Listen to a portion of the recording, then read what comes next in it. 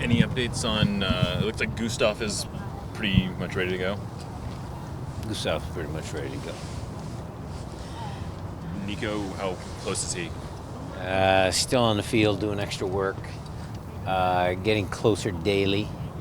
You guys would have to ask me that kind of on a daily basis because, look, again, he's a massive part of our team. Once he gets through his final protocol, he'll be back in the group. If it's not this weekend, hopefully it's next weekend. We're getting closer, but that's almost on a daily kind of. He's got to hit certain metrics, and we'll go from there. But it looks like Gustav is expected to be eligible for selection. He is definitely eligible for selection. Will, is there any chance? Will, is there any chance that he with who? Will Bruin? Any chance that he plays with USL before returning? He might. There's a couple games that we've targeted. Again, Will has accelerated his timeline to a point where we have to keep refiguring that one, recalibrating that one.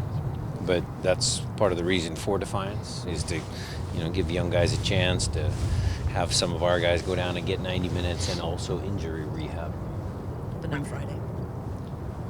No, Will would not be in the Defiance game on Friday. No. When Nico does come back and you get to drop a Joao Paulo down on the line next to Gustav, what do you most look forward to seeing in that partnership between JP and Gustav down there? Two really experienced players, and I'm not calling them old. I'm just calling them experienced.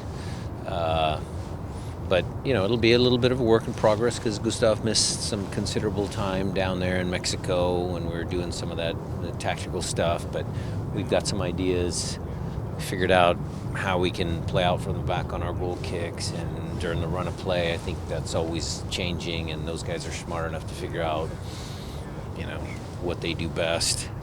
So it'll make our team look a little different, but hopefully for the better. A couple weeks ago, Miguel Ibarra was not with the team. More like 3 weeks ago, he wasn't with the team, and now he's starting the MLS season opener.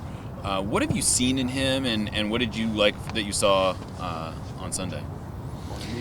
Well, he got himself into some really good positions to score goals. So that's what we liked. Obviously, it would have been better had he, made the most of those opportunities. But, it's a little bit... It's one more little attacking piece. He's got a little bit more, in front of the goal type of stuff. And that's what we need to have at home. I need to have someone to help until Nico gets back again, because Nico's scored some pretty big goals for our club, and he's goal dangerous. I need to have one more guy in the field that's really goal dangerous. I think what Miguel does well is when Jordan gets the ball out there, he got himself into the box, as almost like a second forward in behind Raul. So just a nice piece to have. The crew have had a lot of personnel changes over the last 18 months. How's that affected what they do on the field? Are you talking about Ezra Hendrickson being their assistant? Sure. Okay. No, Caleb's done a good job with that club, and that club has obviously had a rebirth in many different ways, and it's, off the field with their new ownership group, the new stadium, all the excitement there, but certainly Caleb coming in, a very experienced, good coach. Ezra, we love Ezra. He's a very good coach, so it's going to be challenging in that sense. But, from what we've seen on film, obviously the New York game was a little bit of a, after the red card for the dog show, you kind of lost a little bit of that, but they had a good run out against Houston in their last preseason game with basically the same starting lineup, so we'll be ready for them. Last year we talked a lot about the communication challenges with the two center backs, whoever ended up being the pair.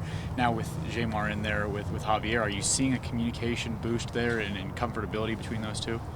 Yeah, because they speak Spanish and not Korean.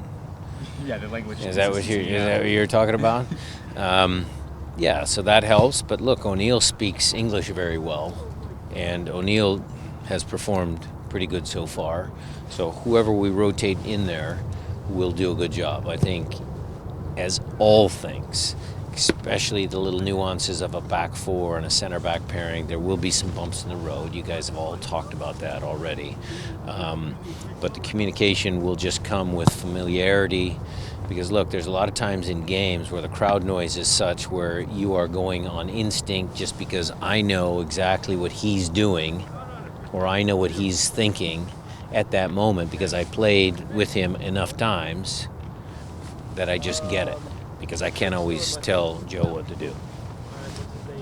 The coronavirus, are you keeping yourself informed, or as far as your team's plans, or kind of just trying to stick with the players' side? Yeah, of course. I mean, look, this is a real situation, and so the club obviously keeps me updated, and the decisions that the club makes at the higher levels above my pay grade, I go along with, because it's a serious deal.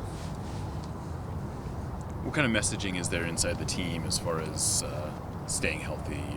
It's the same thing that you guys hear on the national news, the local news. I mean, we're all just trying to be common sense smart. I mean, that's just it. There's no reason to sit there and panic and get all, nervous and everything, but it is serious.